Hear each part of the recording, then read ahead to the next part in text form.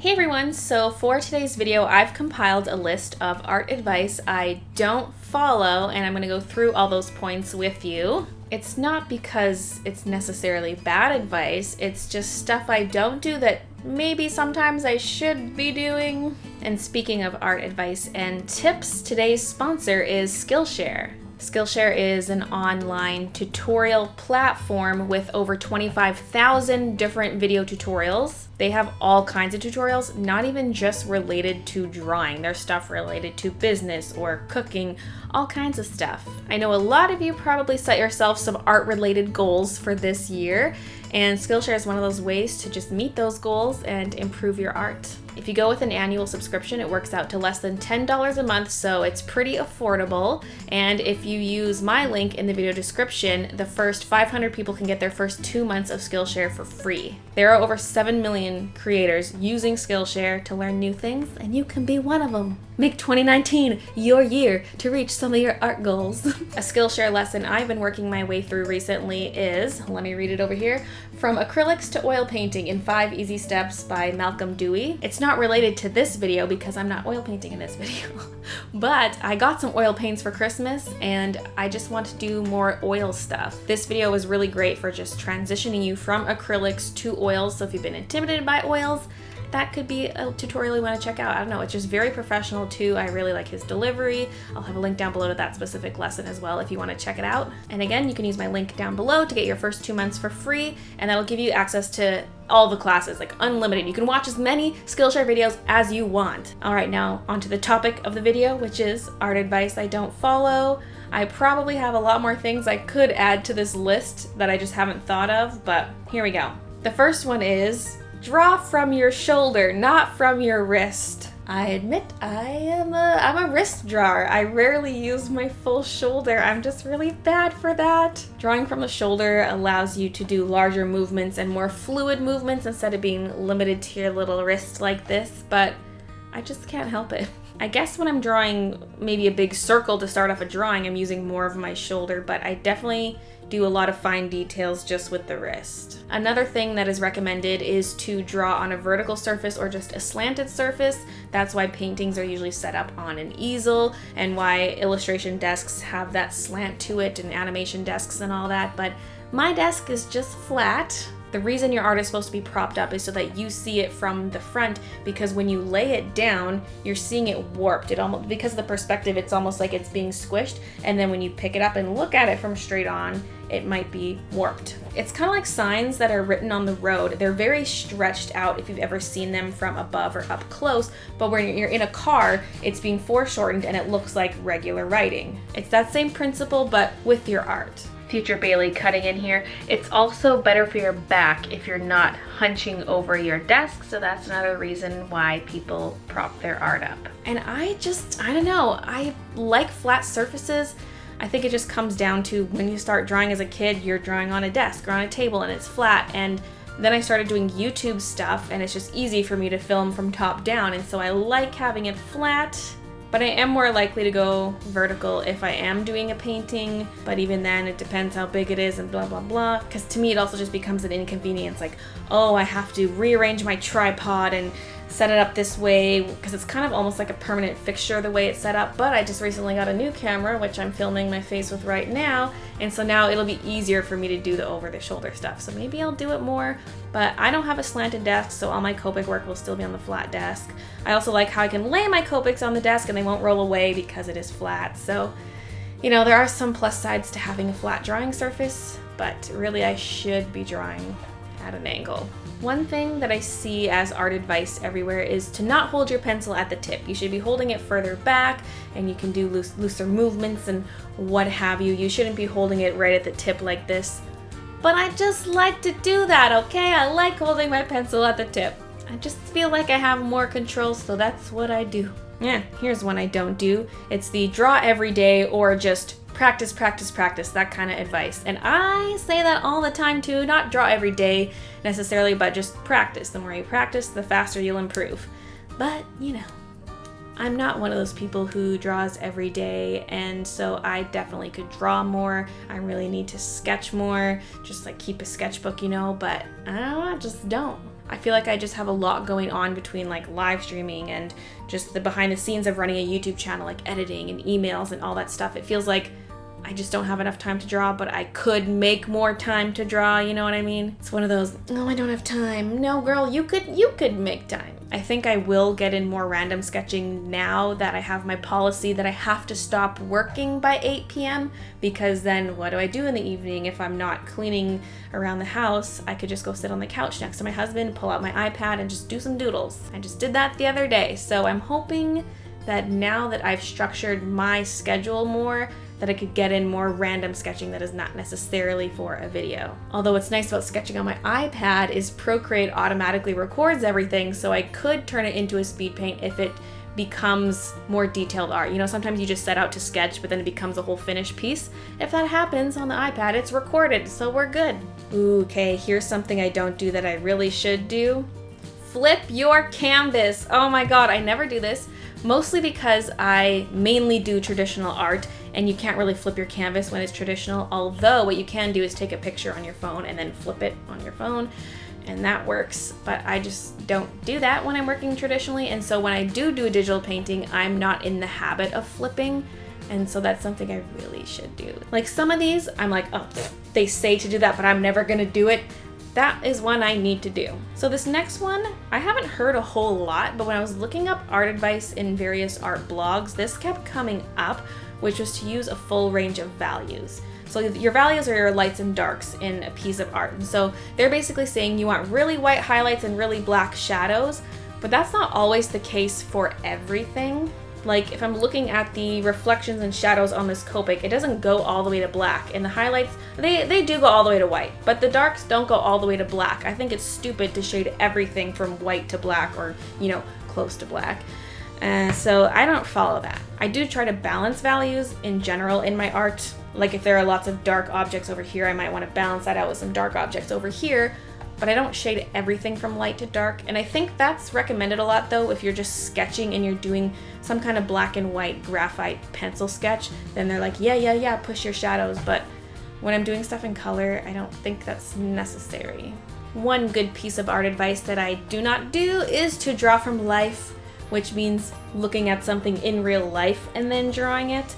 I'm the kind of person who would rather look at a photo if I'm using some kind of actual real photo as reference. I think it's because you would need to be in front of your subject in real life to do that, and what are the odds that you have your subject just sitting there in your room? But for the art I'm doing in this video, which is a still life, I did have the objects in my room technically, but I just took a photo of it and then based my drawing off the photo. And I did take some extra photos to see the flowers from different angles, but I could have drawn it from life, but I didn't. I drew from a photo. But to me, that's like semi-drawing from life because it's still a real photo of a real thing. I'm not basing it off of an illustration of flowers. I'm basing it off these real, well, they're not real flowers. They're fake flowers, but you know what I mean. Okay, this next piece of advice. Don't compare yourself to other artists. After it, I wrote, ha, don't compare yourself to others. Ha, okay, easier said than done. I think it's good to know what your competition is doing and just look at other art to get inspiration. It's really hard to not compare though and make it into a competition. That's why I said look at your competition in quotes, because I don't see other artists as competition, but I know there's people who will, I guess. But it's really hard to not compare your art to other people's.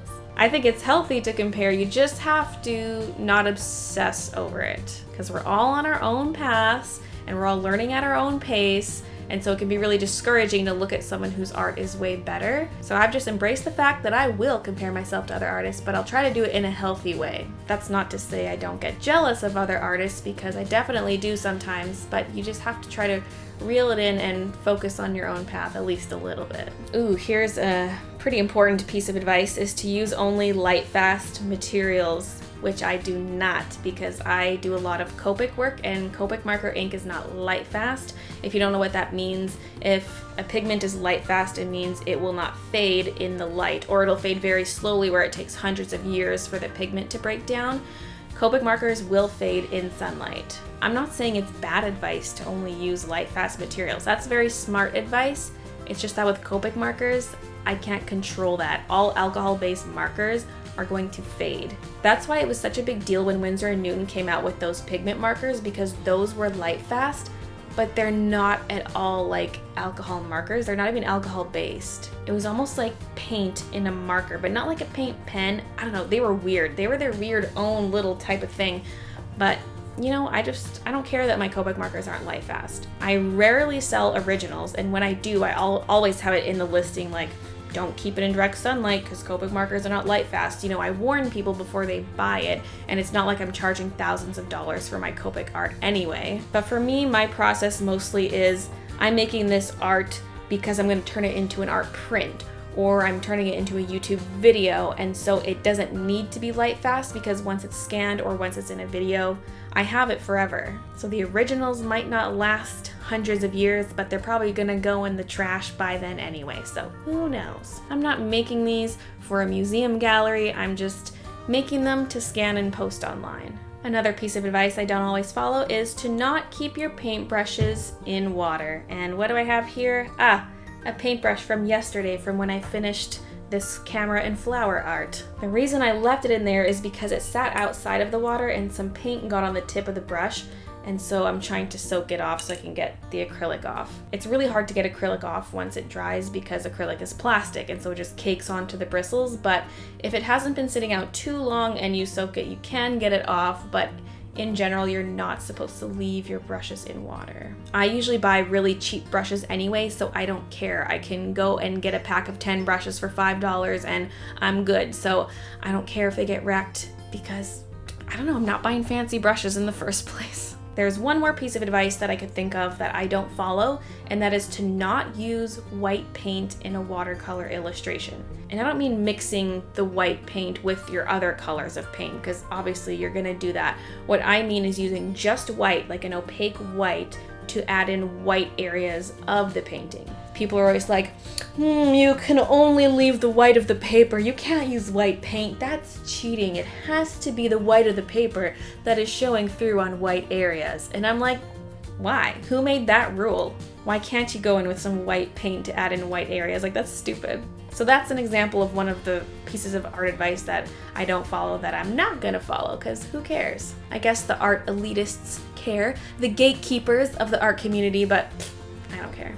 So that's the art advice I don't follow. Is there something out there that is art advice that you don't follow? Let me know. Now I'm just gonna say a couple words about the art I'm working on in this video before we end it. I wasn't trying to get across any particular message with this, but I feel like it could definitely be applied to a lot of situations, especially considering the age of social media and cameras and blah, blah, blah. I don't know. I feel like you could pull out some kind of meaning from this. I understand the lens is a little awkward with the reflection of the girl because, well, one, there's no fish-eyeing. I feel like if you did see your reflection in a camera lens, it would be fish-eyed to a certain extent. But also, I could not see my own reflection in a lens. Like the camera I'm looking at right now, I don't see my reflection in it. There wouldn't be a reflection of her face in the first place, but I just thought it was kind of neat symbolically, especially since I'm a YouTuber.